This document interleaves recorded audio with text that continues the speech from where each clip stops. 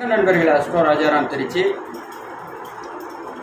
2024 ஆணி மாத கும்பராசி பலன்களை தான் ஆய்வு செய்ய இருக்கிறோம்.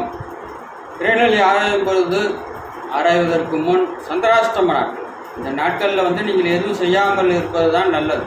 சுபகாரியங்கள் அனைத்தையும், வெளியூர் பிரயாணங்கள், வண்டி வாகனத்தில் இரவு நடப்பது, புதிய தொழில் தொடங்குவது, இந்த சந்திராஷ்டம நாட்களில் நீங்கள் எதுவும் செய்யாதீர்கள். ஆணி மாதம் 27ஆம் தேதி 7 மணியிலிருந்து 30ஆம் தேதி காலை 8:29 வரை உங்களுடைய ராசிக்கு சந்திராஷ்டமம் இருப்பதால் வெளியூர் வெளிநாட்டு பிரயாணங்கள் தவிர்க்கணும். புதிய ஒப்பந்தங்கள், புதிய தொழில் தொடங்குவது, இரவு நேரத்தில் வண்டி எடுப்பது, எந்த ஒரு சுபகாரியங்களும் தொடாமல் இருப்பது நல்லது.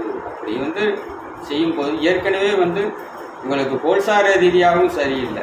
இந்த நாட்களில் மிக மிக கவனமாக இருக்க வேண்டிய நாட்கள். சரி, மாத கிரக நிலை ஆராயும் போது உங்களுடைய ராசிக்கு 2ஆம் இடத்தில் ராகு இருப்பது தனம், பொருளாதாரம், குடும்ப வாய்ப்பு, பேச்சு அனைத்தையும் கெடுக்கக்கூடிய அமைப்பில் தான் இருக்கிறார். ஆனால் சுபரின் வீட்டில் இருக்க அது ஒன்று என்னதான் இருந்தாலும் தனம் ஆசையை கொடுத்து அதன் மூலம் தனலாபத்தை இழக்க வைப்பார். எனவே இதுவும் அளவுக்கு அதிகமாக ஆசைப்படுவதை குறைத்து கொள்ள வேண்டும். உங்களுடைய ராசிக்கு பார்க்கும் பொழுது 4ஆம் இடத்தில் குரு இருந்து 8, 10, 12ஆம் இடத்தை பார்ப்பதால் கண்டிப்பாக வேலை கிடைக்கக்கூடிய அமைப்பில் இருந்தாலும், ஒரு நல்ல வேலைக்கூடிய வெளியூர் வெளிநாட்டு அமைப்புகள் கிடைக்கக்கூடிய அமைப்புகள் இருந்தாலும் சனியின் தாக்கம் இருப்பதால், ஜென்மத்திலே சனி செல்வதால் கடந்த ஒரு 4 வருடமாகவே உங்களுக்கு சரியில்லை. அதிலையும் கடந்த 1.5 வருடம் கடுமையான மன அழுத்தம், வாய் விட்டு அழுத்திருக்கிறீர்கள். மிக மிக மோசமான ஒரு அமைப்பே என்று சொல்ல வேண்டும். நல்ல காரியங்களுக்கு போயிருக்க மாட்டீங்க. அடிக்கடி கெட்ட செய்திகள் தான் வந்திருக்கும். உற்றா உறவு, நண்பர்கள்லாம் என்னன்னு ஏகப்பட்ட பணத்தை கொடுத்து இழந்திருப்பீங்க. ஒரு சில பேர் தற்கொலைக்கு சூசைட் கூட பண்ணிக்கலாமாங்கிற இந்த எதிர்மறை சின்ன சிந்தனை தான் தற்போது ஓடிவதற்கு. ஒன்று நல்ல பலன் சொல்வதற்கு இல்லை. அளவுக்கு அதிகமான ஆசையை கொடுத்து அதன் மூலம் தனலாபத்தை இழக்க வைத்து உங்களுடைய ஒரு 25 வாலிபனுக்கு அம்மா பணம் இல்லைன்னா உன்னுடைய நிலைமை எப்படி இருக்கும், அம்மா எப்படி இருப்பாங்க, அப்பா எப்படி நடந்துக்குவாங்க, உற்றா உறவு, சொந்த பந்தங்களிடையே உனக்கு எப்படி மதிப்பு மரியாதை இருக்கும் என்பதை உணர்த்துவதற்காகத்தான் இந்த ஒரு ஜென்மச்சனி தன லாபத்தை ஆசையை கொடுத்து அதன் மூலம் இழக்க வைத்து நண்பர்களே நண்பர்களே மதிக்க மாட்டான், அப்பா அம்மாவே மதிக்க மாட்டாங்க. ஏன்னா பணம் சம்பாதிக்கலைன்னா வேலை கிடைக்காது. வீட்டில் இருப்பீங்க, வேலைக்கு போனாலும் அங்கே மன வலிச்சு இந்த அமைப்பில் தான் இருக்குது. குருவான் சாதனை எந்த குரு பயிற்சியும் வேலை செய்யாதுங்க. எந்த குரு பயிற்சியும் வேலை செய்யாது. மாத துவக்கத்திலேயே 7ஆம் அதிபதி 5, 8 கூடிய புதனுடனும், அதே மாதிரி 4க்கும் 9க்கு அதிபதியான சுக்கிரனுடன் சேர்ந்து இருப்பது. 7ஆம் அதிபதி வலுவாக இருக்கிறார். எனவே திருமணம் நடக்காதற்கு திருமண பாக்கியம் கூடி வரும்.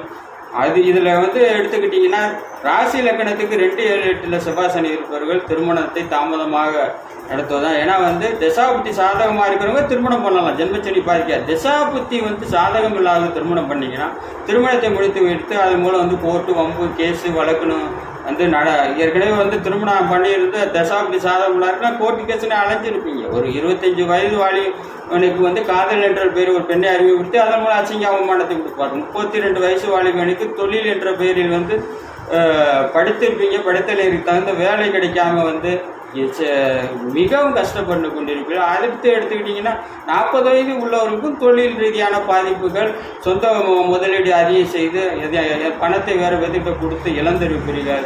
ஒரு சிலருக்கு தற்கொலை பண்ணிக்கலாமா என்ற எண்ணம் கூட வரும். தயவுசெய்து அந்த ஏன்னா எதிர்மறை சிந்தனை அப்படின்றளவு வரும். தயவுசெய்து தவறான முடிவு எடுத்து வேண்டாம். இதுவும் கடந்து போகும். இன்னும் ஒரு 12 மாதம் இருக்கிறது. அதுக்கப்புறம் நீங்கள் வாழ்க்கையில் செட்டில் ஆகக்கூடிய நேரம். கடன் எவ்வளோ கடன் வந்தாலும் அந்த கடனை அடைக்கக்கூடிய அந்த அமைப்பை 12 மாதத்துக்கு பிறகு சனி பகவான் கண்டிப்பாக கொடுத்து விடுவார். எனவே தவறான முடிவுனா அகலக்கால் வைக்காமல், ஆசைப்படாமல், யாரையும் நம்பாமல் இருந்தாலே இந்த ஜென்மச்சனியின் தாக்கம் உங்களை பாதிக்காது. குரு பகவான் சாதகமாக இருக்கார். 2ல் கேது, 8ஆம் இடத்தில் கேதுன்றாலும் அவர் பார்க்கும் பொழுது குருவின் பார்வையில் இருக்கார். ராகு கெடுக்கக்கூடிய அமைப்புக்கு தான் இருக்கிறார். அடுத்து நடக்கக்கூடிய காலகட்டங்கள்லாம் உங்களுக்கு சாதகமான பலன் சொல்வதற்கே உங்களுக்கு வந்து 7ஆம் அதிபதி வலுவாக இருக்கிறானே இதுவே வந்து நல்ல தசாபதியோடு திருமணம் செய்யலாம். வண்டி வாகனம் வாங்குவதை சற்று குறைத்து கொள்ள வேண்டும்.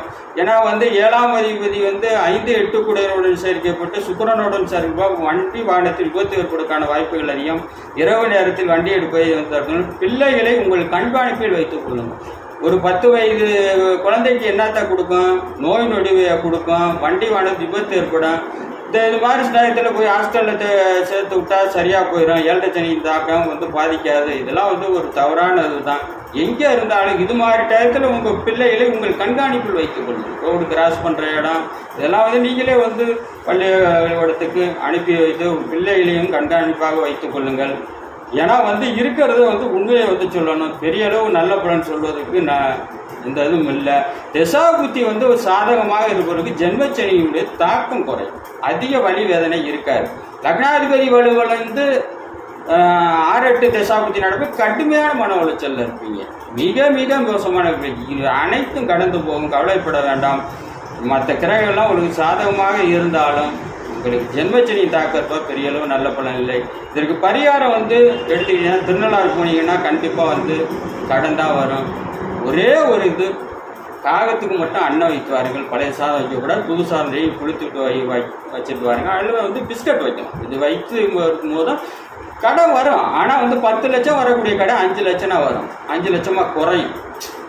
எனவே வந்து இதை மட்டும் செய்யுங்கள். வேறு எந்த பரிகாரமும் வந்து எடுபடாது என்று கூறி 2024 பிரதமர் 2026 சட்டசபை தேர்தல் முதல்வர் யூடியூப்பில் போய் தமிழில் டைப் பண்ணி சேனல் அஸ்ட்ரோராஜ் ராம் சப்ஸ்கிரைப்னா வீடியோ வரும். 2022 கணித்தப்படி 2024 நரேந்திர மோடி அவர்கள் வந்துட்டா. ஒரே பகுதியில் 2 தள்ளி 1 தான் பாஸ் ஆகிருக்குது. இன்னொரு வீடியோ வந்து 2026 தான் தெரியும். 2022 2026 சட்டசபை தேர்தல் கணிச்சிட்டேன். ஒரே பகுதியில் 2 தலைவர்களை வந்து கணிச்சிருக்கிறேன். கண்டிப்பாக வந்து எனக்கு வரும் போகும் வாய்ப்புலாம் சொல்ல உண்டு இல்லை. வரும். ஒரு தான் சிஎம், ஒரு தான் வந்து பிஎம். நான் கணித்தது மாதிரி திரு நரேந்திர மோடி 3ஆம் முறையாக பதவி வகித்து 2022 கணிச்சிருக்கேன். இதே வந்து போய் பாருங்கள். உங்களிடம் இந்த விட உங்கள் நண்பன் அஸ்ட்ரோராஜ் ராம். அனைவருக்கும் நன்றி.